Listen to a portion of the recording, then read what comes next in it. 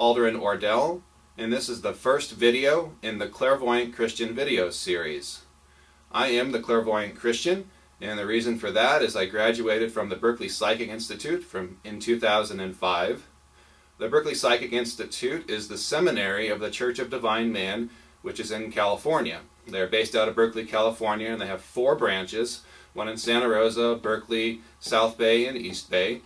And I went there as a complete atheist, as someone who didn't believe in energy and in God or any of that, and I was completely transformed.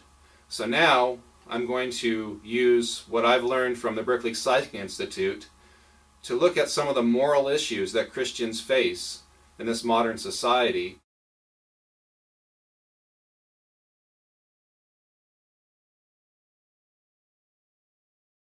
In 2003, my mother passed away. We were out playing tennis on my birthday, and just during the warm-ups, she fell over, her heart stopped, dropped dead of a heart attack. My mother had a high blood pressure problem, and she took some Advil before she started playing tennis, and probably about 800 to 1,000 milligrams of this Advil, and about 20 minutes later her heart stopped. Advil has owned up to this, that people with high blood pressure most certainly should not be taking that medication for pain or any other reason, because it does have the potential of stopping your heart and killing you, and that's what happened to my mother. But what got me going toward the Berkeley Psychic Institute is that after my mother died, it was such an unexpected death for her. At age 53, she was not ready to let go of her life. So instead of moving on to heaven or moving on with what was next in her process, she instead focused on me. So I began to experience intense dreams where my mother was constantly there. When I was at her house trying to clean up her house to get it ready to be rented, I could hear her in my mind saying, "Why are you moving my things? Why are you taking out my bed? I need to sleep there. I have to go to work in the morning. How will I go to work? How will I make money? How will I continue my life when you are doing all this?" Now, I'm a psychologist. I graduated from the University of San Francisco, so I saw all this as just post-traumatic stress. You know, I've gone through a traumatic experience. My brain's not processing it right. Losing your mother is losing your audience. It's losing your #1 fan. It's losing your motivation as a child. It's such a tremendous loss that your brain, your soul, everything has to heal and recreate something else in that place when you lose your mother or your father or any other parent. So I figured I was just traumatized, much like being in a car accident, and my body just needed to heal, my mind needed to heal. But months later, it seemed that was not the case, that these experiences I was having with my mother were continuing in my dreams, in my life, going to school, going to work, with the kids, constantly in my head, constantly around me, to the point where I really came to the conclusion that this is my mother's ghost. My mother has not left. She's very focused on me. She's in pain, she's confused, and she needs help. So that was the first time in my life where I considered spirituality. And before that, I was really just a logical person that was learning psychology. I was going to be a therapist, and I didn't put much thought into. In fact, I was very repulsed by the churches around me because of the politics, of the hate, of the justification for war and for violence that they were using, and it just didn't seem right to me. So I stayed away from churches most of my life. It was these experiences with my mother's ghost that brought me to the Berkeley Psychic Institute. It was like a rainy Thursday night, I believe, and they were having a free clinic in their Santa Rosa branch.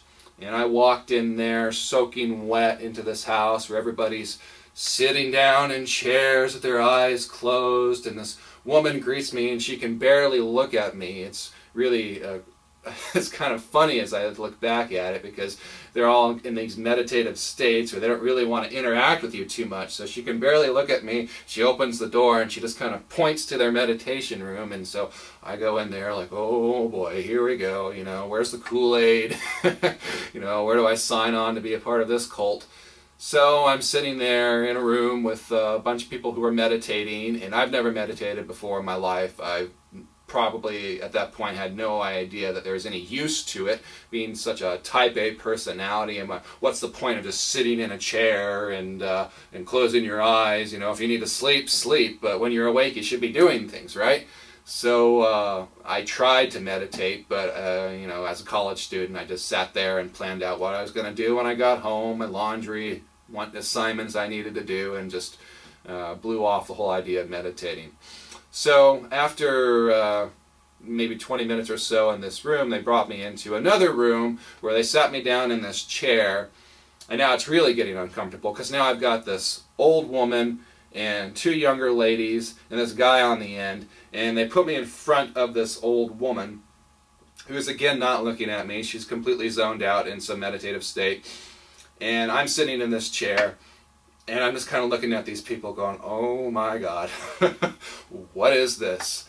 So the old woman, without opening her eyes, says, why are you here? What question do you have? And I said, my mom. And she goes, puts her hands up, your mother is here right now. And I kind of went, ooh, goosebumps, you know, yeah, my mother is here right now. She's around me all the time. And again, she puts up her hand, you know, no, don't speak.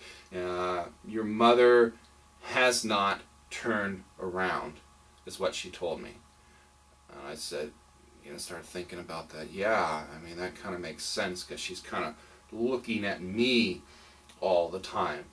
So it would make sense that she hasn't turned around to kind of see what's in front of her. So the old woman says, and she kind of laughs while she's doing it. She says, ha ha ha ha, I just spoke to her, and I told her to turn around.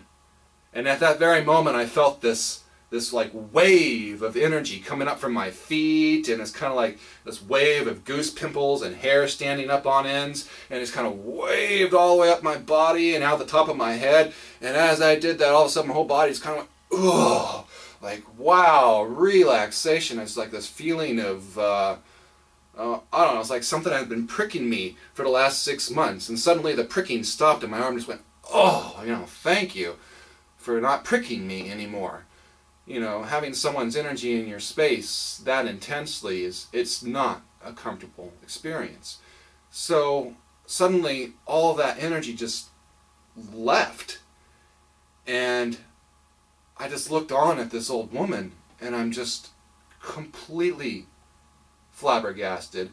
I'm kind of looking around for fans in the room, or heaters, or some other trick they may have used to cause this wind to blow up my body. But there wasn't.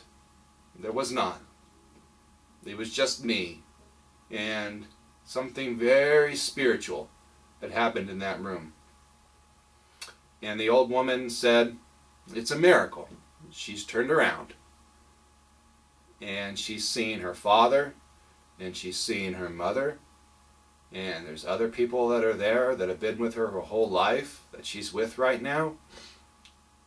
And she's moved. She's looking forward.